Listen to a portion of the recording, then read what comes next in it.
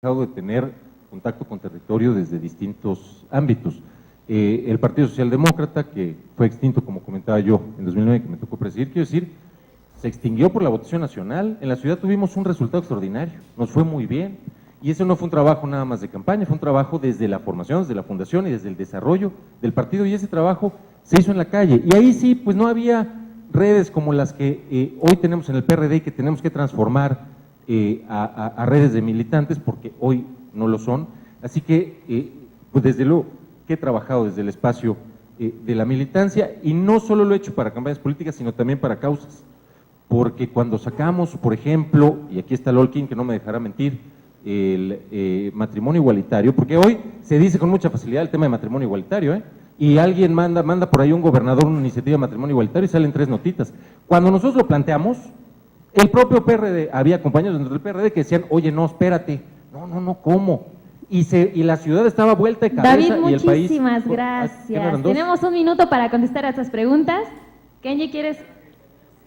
Híjole, aquí me lo va a crucificar, no eres un inquisidor. Bien, por favor, va a utilizar Kenji su segundo comodín. Te recuerdo, Kenji, que es el último comodín que puedes utilizar. Claro que sí. David, entonces, muy concreto, si has hecho esto, si crees además en el militante que convence, ¿por qué no los convenciste en Miguel Hidalgo? ¿Qué pasó? Como te decía, y por donde empecé hoy, pues la verdad es que en Miguel Hidalgo sí la división de las izquierdas tuvo un impacto importantísimo. Hay 13 puntos específicos, 13 puntos porcentuales que hace 3 años estuvieron con el PRD y que hoy optaron no solo en Miguel Hidalgo, sino en toda la ciudad y a nivel nacional por ir a otra opción. Y la gran diferencia entre Miguel Hidalgo y otros territorios es precisamente que en la delegación hay un piso panista. Ese piso panista fue el que a través de la división del voto pudo hacerse camino por esos 2 puntos porcentuales a partir de que perdimos 13. En ese sentido, decir, precisamente por eso, soy de quienes han pugnado y seguirán pugnando por la unidad de las izquierdas. En un poquito más adelante veremos a qué me refiero, porque tampoco se trata de andar yendo a rogar para ver si nos pelan. Muy bien librado, David, muchas felicidades. Vamos a continuar con la pregunta del director editorial de Mexican Times. Ale, por favor. Gracias. Esta es PRD y su vida interna, ¿no? Analizábamos el tema del PRI, cómo eligió a sus candidatos con esta cosa que ellos bautizan la unidad, la antidemocrática unidad. Después pasamos al caso panista, donde hay una simulación, y nos dimos cuenta hasta el resultado de las votaciones para sus dirigencias nacionales, donde toda la cargada está de un lado y son bastante más, pues a lo mejor teatreros en cuanto a montar el escenario. Para el PRD, y un poco Kenji se adelantaba, pero para el PRD, y por eso decía lo de la vacuna, esto es una simulación, es decir, se juntaron a 6 que andan ahí entre las encuestas, que sí se ven, que son notorios, para tomar la agenda pública, para subirse a las discusiones de la agenda, para posicionar la marca PRD y después venir a sus congresos. Es decir, se ve que hay una cargada hacia Agustín Basabe, se ve desde lejos, a lo mejor estoy muy equivocado, se ve. La pregunta ¿es ahí esa simulación? ¿Estamos en simulación? Mira, eso es una pregunta que la realidad nos va a responder a todos dentro de no mucho, dentro de una semana. Ahí vamos a ver si hay voluntad de transformación genuina o no. Si vamos a nuestro próximo congreso y el único resultado es un procedimiento, por más bonito que sea, para el relevo de la dirigencia y una mínima reforma estatutaria para cumplir, porque este congreso, no sé si sepan, este congreso en realidad se hace para corregir algunos planteamientos que nos hizo el INE respecto a nuestro estatuto. Si nada más eso vamos a hacer, si no vamos a transformar nuestro modelo de representación y de organización en el partido, que sigue siendo un modelo del siglo XIX, y los comités de base son eso, y también hay que criticarlo, hay que buscar planteamientos mucho más horizontales, que están funcionando en muchas otras organizaciones, porque tenemos tecnologías de la información, pero si no le entramos a esa discusión, que no la vamos a resolver en 3 días, si el Congreso no resuelve, que abramos un periodo para una reforma estatutaria mayor, para una cirugía mayor, que se resuelva en un segundo Congreso, hacia enero, febrero, antes de que arranque el próximo proceso electoral, desde mi punto de vista, estaremos en una simulación. No importa, y es de las pocas cosas ahí que en este tema en las que coincidía porque me tocó escuchar a Armando, no importa quién dirija, da igual, de verdad. O sea, y lamentablemente nos estamos comprando la agenda mediática, porque en lo mediático no es importante ni nuestro estatuto, ni nuestro... No, en lo mediático lo importante es quién va, porque renunció a Navarrete, entonces quién va. No importa quién vaya, puede venir el máximo hombre o mujer de Estado a dirigir al PRD y no tiene las herramientas de control necesarias para transformar el partido en una opción real de darle voz a toda esa sociedad de izquierda, porque hay mucha más gente de izquierda en el país que gente votando por el PRD. No va a tener esa opción, no importa qué tan brillante, qué tan honesto, qué tan capaz sea. Necesitamos una transformación de fondo y eso lo vamos a ver en el próximo Congreso. Tienes oportunidad de seguir contestando esta pregunta. Ale acaba de pedir nuevamente su comodín. Voy a insistir un poquito nada más. En un minuto. Estoy de acuerdo, ese es justo el tema. Si estamos o no en simulación la vamos a ver. Pero, en el supuesto, David Razú, presidente del Comité Ejecutivo Nacional del PRD, en 3 acciones concretas, ya estás sentado, ya estás en tu silla, ya tienes tu escritorio, tu banderita de México y la del PRD, muy bueno. Ahora, en 3 acciones, 2 si quieres, ¿qué haría David Razú como presidente?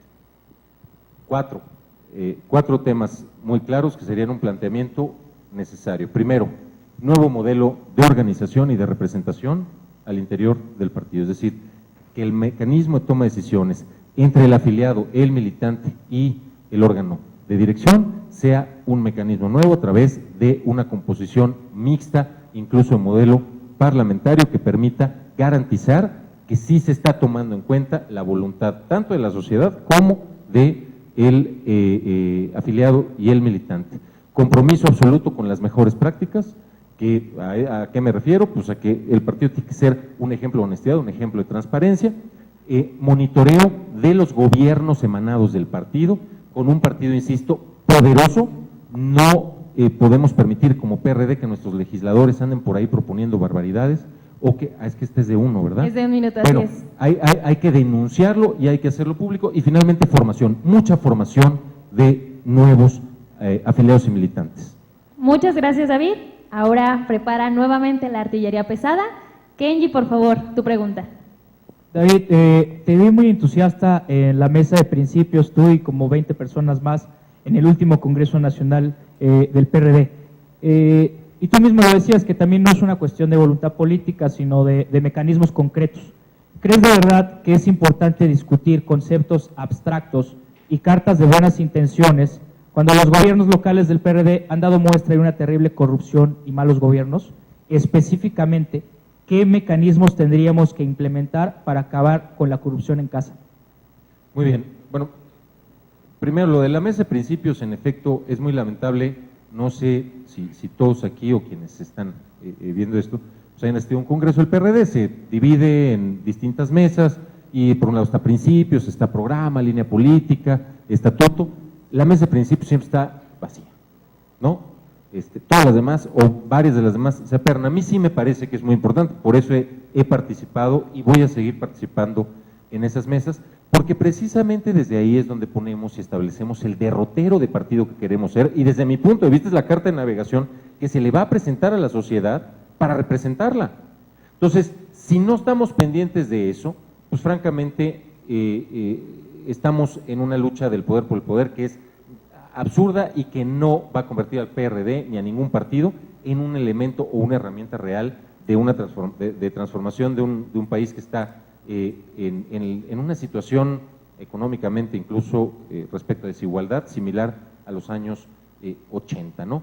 Entonces, ¿qué es lo que tenemos que hacer? Me parece, respecto de las prácticas en casa, lo he venido señalando, lo seguiré señalando. Creo que además del tema 3 de 3, que sí coincido absolutamente con quien lo ha planteado, debe ser obligatorio para todo dirigente. Debemos tener nuestra propia plataforma y hacerlo en conjunto con sociedad civil, y hacer también tener permanentemente nuestros mecanismos de control de confianza, semejanza de lo que ya ha venido ocurriendo en algunos lugares que se han hecho en conjunto con los gobiernos, que ya no sea con los gobiernos, que sea con el propio partido y, una vez más, en conjunto con sociedad civil para garantizar esa transparencia y esa honestidad. Muchas gracias. Diego va a hacer uso de su último comodín. Les recuerdo que la pregunta tiene que ser menos de 40 segundos y la respuesta de David de 1 minuto. En hilo con esto de limpiar la corrupción en casa, David Razú, presidente nacional del Partido de la Revolución Democrática, ¿qué haría con los comités ejecutivos estatales y municipales que están cooptados o muy alejados de la línea política del partido? De verdad es importantísimo y tiene que ver una vez más con el tema de monitoreo y evaluación. Que los comités estén cooptados, la verdad, hoy no es lo más grave, es lo peor. Lo peor es que tenemos en algunos estados a los representantes populares, a los diputados, alineados con los gobernadores, y ya no digamos con los nuestros, que ojo ahí, yo sí insistiré siempre en que el partido tiene que respetar una línea republicana de división de poderes. Los diputados no están para respaldar ciegamente a un gobernante, así sea del propio PRD, pero todavía más grave cuando es de otro partido. ¿Qué tenemos que hacer? Tener un mecanismo permanente, este es de 1 minuto, ¿ah? Es de 1 minuto. Tener un mecanismo permanente de monitoreo y de sanción. Y esa sanción tiene que llegar, desde luego, al grado de con debido proceso, porque luego decimos muchas salvajadas y nos ignoramos esos elementos, al grado de la sanción desde administrativa, económica, expulsión y lo corresponda en el ámbito partidario. Tiempo. Es turno de, aquí quiero hacer un paréntesis, de una mujer feminista y luchadora por los derechos humanos, Lolkin Castañeda. Adelante, por favor, con tu pregunta. Gracias. David, el PRD y su vida interna. ¿Tienes experiencia liderando procesos políticos desde tu quehacer? Procesos exitosos que ahora son un estandarte para el PRD.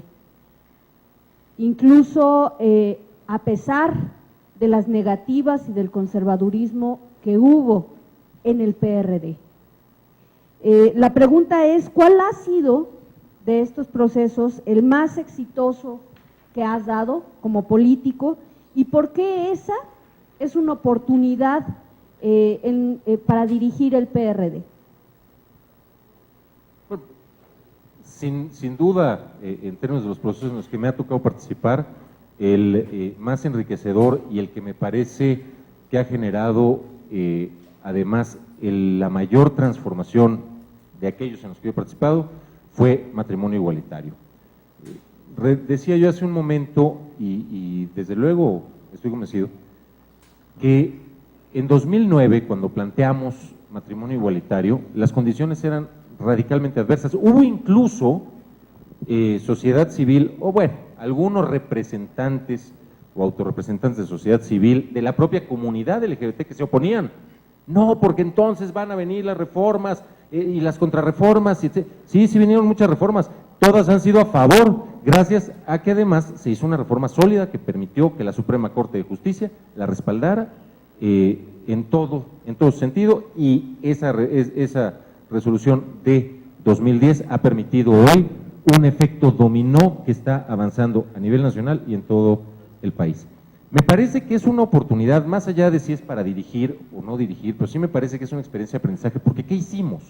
¿Cómo logramos en un momento tan adverso pasar una legislación de esa naturaleza? Primera jurisdicción en toda Latinoamérica en que se aprobó una legislación de esa naturaleza. En conjunto con la sociedad civil, no es algo que se pueda hacer lejos. Ahí justamente lo que logramos, sociedad civil, gobierno, partido político, asamblea legislativa, lo que logramos fue hacer una conjunción en favor de la justicia, en favor de la igualdad. Y porque además es importante como ejemplo no solo de método de trabajo, sino de tipo de reforma que tenemos que estar haciendo, porque por ahí los compañeros o el líder moral de Morena, López Obrador, el presidente de su consejo político, dice que no son temas importantes. Son importantísimos. La discusión que se dio en torno a matrimonio igualitario no Punto fue… de encuentro, agradece tu respuesta y vamos a utilizar el comodín de David, por favor, 1 minuto. La discusión que se dio en torno a matrimonio igualitario no fue una discusión sobre si se podían casar o no se podían casar. La discusión que se dio fue en un tema que tiene que ver con igualdad, con acceso igualitario a las instituciones. Y ese debate nos permitió abrir muchos otros debates y nos sigue permitiendo hoy haberle dado un rostro específico al PRD del DF. Decían también, y quiero decirlo, ya en la parte pragmática, es que si se avanza en eso, en el 2012 nos va a ir muy mal, porque en todos los conservadores, 2012 ha sido el mejor año electoral de la historia del PRD en el Distrito Federal. Y fue después de reformas como esa y de reformas como la de la legislatura anterior respecto al libre derecho de las mujeres para decidir sobre sus cuerpos y sobre sus vidas. Porque nos permite definirnos y ser valientes y tener compromiso con las causas que tenemos que defender. Si hablamos de igualdad, excelente, ya utilizaste tu comodín. LOL Castañeda me pide que extienda su pregunta, por favor, 1 minuto. Sí, Rocío Banquels fue nombrada embajadora de la diversidad por este partido, cuando en realidad las y los embajadores tendrían que ser a quienes votamos la ciudadanía como representantes ciudadanos, nuestros diputados, nuestros delegados, nuestras asambleístas, etcétera. ¿Cuál es la respuesta que le das a la ciudadanía pensando justamente en no utilizar los temas de manera comodina, sino utilizarlos para fortalecer el vínculo de sociedad civil en un partido político que es la expresión para legislar? Pues mira, la verdad es que no sé cómo se haya dado ese procedimiento del que hablas, es más, la verdad es que no tenía conocimiento que fue una embajadora del PRD, habría que ver cuál fue el procedimiento, pero lo que me parece es que estos procesos, lo importante de estos procesos no es nada más hacer las reformas y ya. Decían, y había un debate permanente, ¿este es de 1 minuto? 1 minuto. Decían y había un debate permanente, de una vez porque no va a acabar. Decían y había un debate permanente que teníamos que hacer la reforma una vez que la sociedad estuviera educada para ello.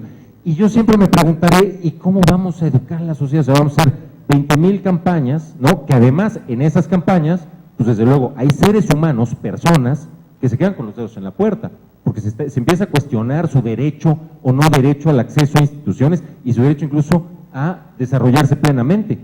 La primera forma de educar es la ley. Esa es una forma fundamental de educar y de transformar. Pero hay que hacerlo también transmitiendo el contenido, y eso lo hicimos mucho y se ha seguido haciendo.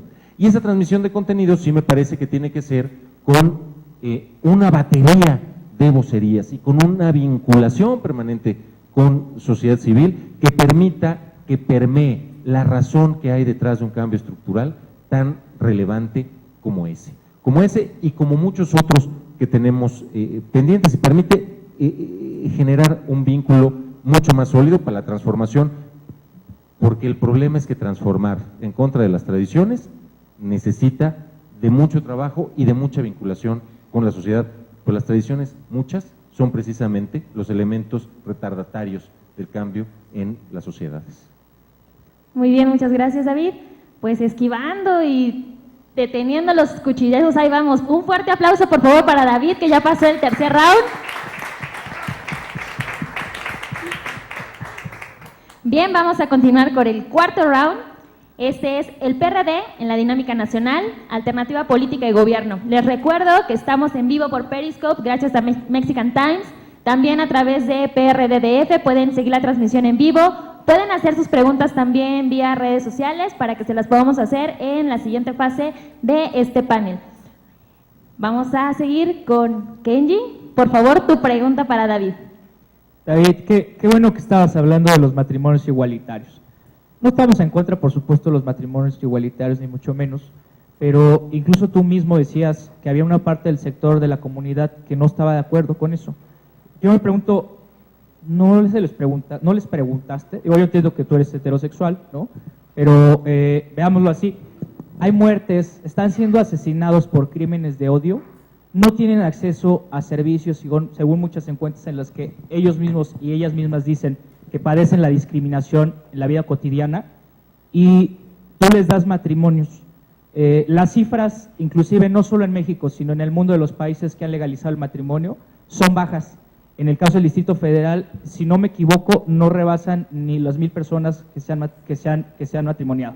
Entonces, yo te preguntaría, David, ¿te montaste en la agenda arcoíris porque es políticamente rentable, sin consultarlas?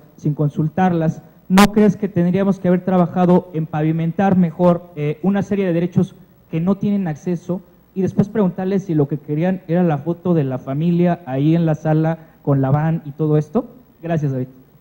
Gracias. Mira, no solo se consultó, sino que era un compromiso concreto. Yo llego a la diputación por parte del Partido Socialdemócrata. Entre otros, aquí está Lolkin, que fue candidata del Partido Socialdemócrata en 2009, y parte de los acuerdos que se firmaron con Lolkin y con una serie de organizaciones que respaldaron su candidatura fue precisamente que quien llegara a la Asamblea impulsaría este tema. Ese era un compromiso ya establecido. Respecto de otros derechos, etcétera, hombre, claro que hay que legislar en materia de todos los derechos, pero el problema de fondo y la razón de fondo para avanzar en matrimonio tiene que ver con la concepción del Estado respecto de las libertades y derechos de las personas. Si el Estado te está diciendo, y ojo, porque todo el mundo se asusta cuando se habla de moral, el Estado tiene moral y está reflejada en las leyes. Si el Estado te está diciendo, esto está mal, yo no reconozco las uniones de dos personas del mismo sexo, lo que te está diciendo, el mensaje que hay detrás de eso, es que las personas homosexuales, lesbianas, están mal. No sé si explico, hablando en bien y mal por hablar en términos morales. Entonces, esta transformación no tenía nada que ver, muchas de las personas que respaldaron desde sociedad civil, que además Sociedad Unida, fueron más de 150 organizaciones de la sociedad civil respaldando la iniciativa antes de presentarla. No fuimos y la presentamos y luego dijimos, a ver, no, había 150. Pero además, muchas de esas personas no estaban, ni lo han hecho, ni se han casado, ni se querían casar y lo decían, yo no me quiero casar, lo que quiero es que sea un derecho de quien así lo decida, o bien la otra postura, que no haya matrimonio igualitario, pues tampoco que haya matrimonio civil, como conocemos, que también se vale. Lo que no se vale es la diferenciación y lo que no se vale es el mensaje que manda el Estado diciendo esto está bien y esto está mal y generando una diferencia. Alejandro, te pido que continúes con tu pregunta, por favor. Híjole, qué pena estarte atropellando el tiempo. David, te recuerdo que te queda un comodín, Ale, te quedan todavía uno y a Lolkin le queda uno, por favor. Gracias. Bueno, esta ya la tercera es sistema de partidos mexicano. Morena, la pregunta obligada. ¿Es un adversario? ¿Es un amigo? ¿Tenemos al enemigo en casa? ¿Está enfrente? Si fuera de ese caso, creo que la lección la tendrías que tener bien aprendida, porque salvo los números que yo chequé como politólogo, no te ganó el PAN en tu elección, te ganó la división de las izquierdas, pero te ganó sobre todo, creo, la confianza que hubo en que Morena iba a ser un factor mínimo. Como analista, lo que yo encontré, y creo que es la lección que tiene que estar aprendida, es Morena que sigue, ¿no?